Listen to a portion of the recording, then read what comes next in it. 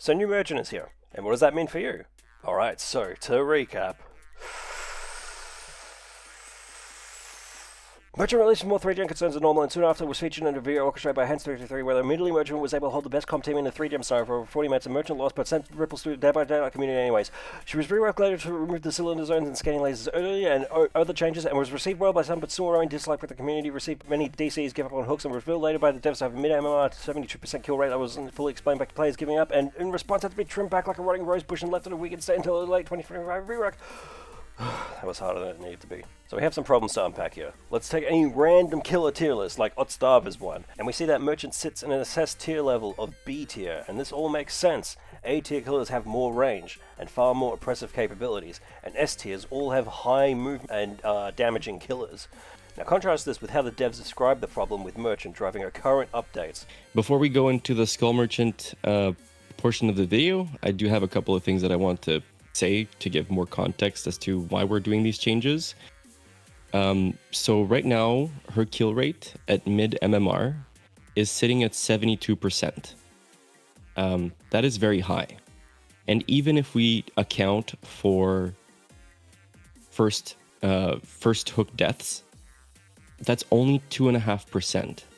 So that leaves her at around 69 to 70% kill rate.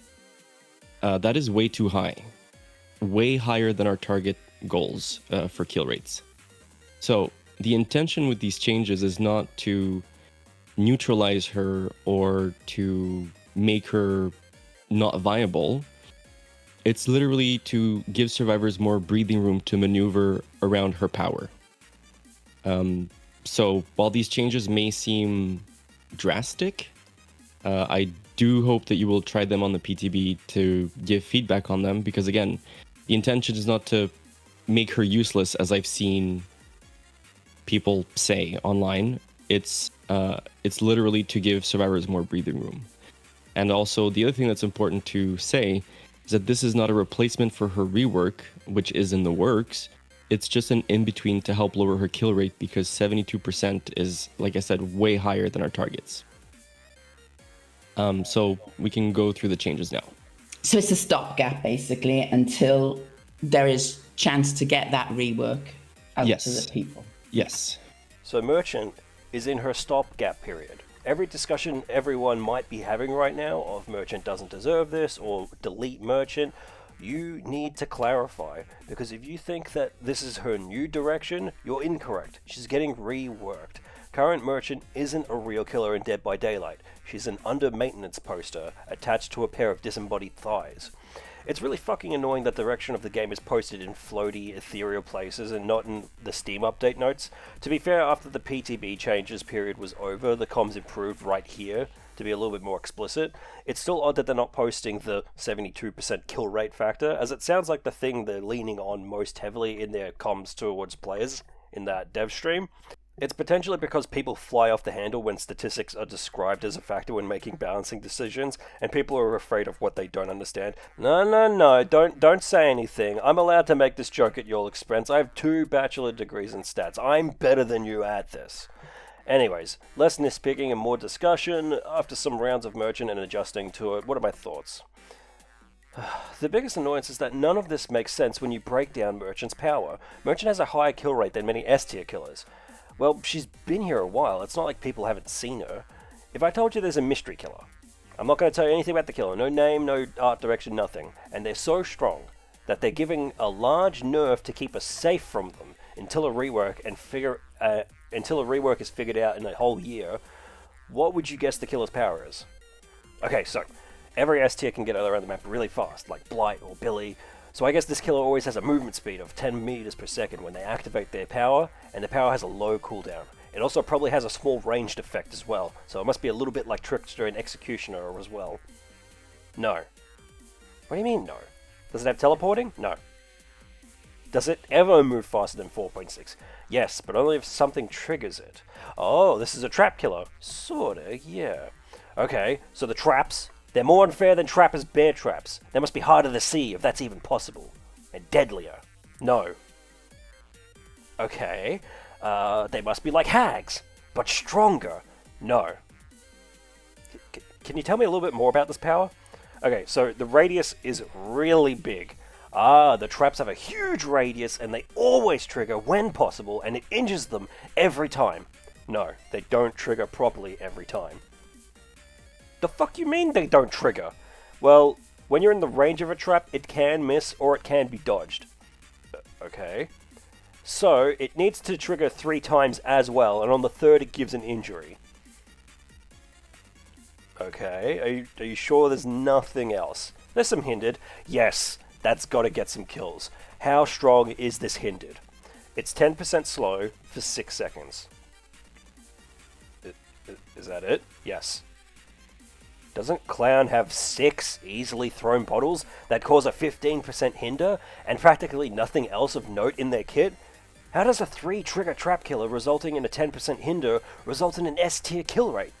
It also injures and gives her haste. Oh, how much haste? 5%, but only on a good day if multiple survivors fuck up. Does a Clown give himself a 10% haste whenever he likes? Yes, we know! None of what's physically happening to the survivors in-game actually lines up with the physical characteristics of the killer. You can argue that all of this is the result of 5 or 6 small killer aspects combining into a bigger sum of their parts. I refuse to believe that on a killer where disabling the drones doesn't come with a horrible drawback like an injury or a poison or something, survivors almost universally know that when they become sick and vomiting against plagues, and cleansing pools around the map light up in this friendly white glow, just inviting them to get better, they all somehow know and agree to never use them. That's a very complicated set of unwritten rules and behaviors to live by as a gaming community. People in TF2 hardly understand to shoot the medic first. You're saying that these same survivors who can't turn off the floating drones with a glowing radius? Well, to be fair, survivors are better at turning off drones, I will say. But they definitely don't act like the claw trap isn't a problem. Like, they just let that shit happen. At some point in the future, no matter what state Merchant is in, they're going to have to settle on design and stick to it. I don't think I've ever seen a multiplayer game where one of the characters was in so much updating turmoil. So, like I said in my Onryo video, yes, I've just been through this already. This could only be worse if I was also a Freddy main and a Legion main. At some point, the devs need to stick to their guns and just say, Merchant is now fine. She may get a numbers buff or a nerf, but her tools aren't going anywhere. Then I can stop putting outdated retitles on my Merchant guides, and players will know that that version of Merchant is the one that they have to learn their matchup now. At the moment, no one's incentivized to learn anything about Merchant. Merchant players don't really have to improve because, like, why get better? Why do anything? Why commit anything to memory? She's probably going to get reworked. What the survivors, they don't have to do anything. They keep asking these questions in a deluge to the developers, and the developers do have to respond with things like, oh, we're looking at Merchant. No, we're definitely monitoring Merchant. We're considering reworks for Merchant. The rework is coming. And now, for the confirmed nerf and the confirmed rework happening in later 2025, this current Merchant, no one has to give a fuck about. But let me do one last thing and give you this sort of idea. I'm going to put on my tinfoil hat. Let's say that the things that the devs are telling us are not the whole story. Okay?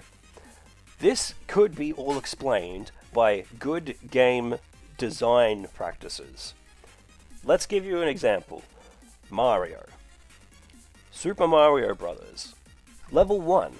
Level 1 Super Mario Brothers, there are no bottomless pits, and most of the enemies are Goombas right at the start.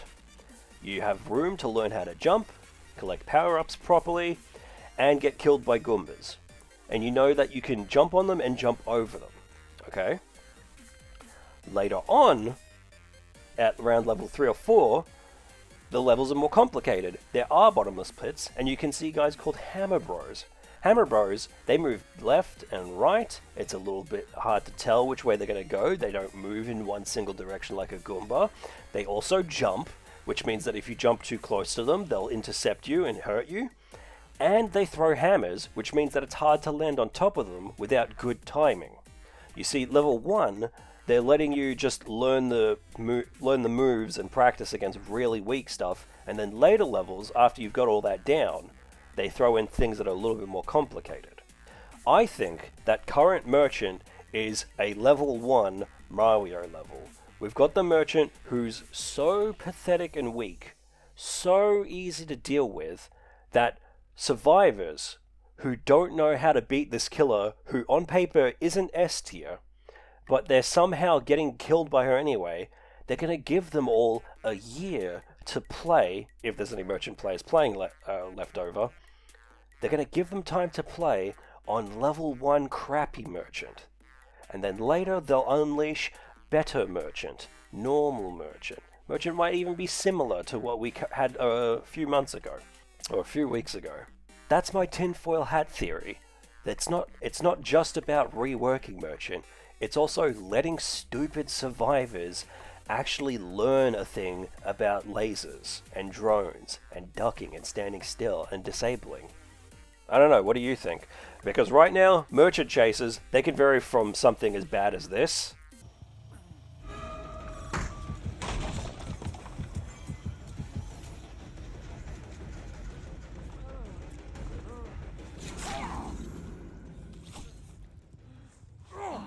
To something as good as this.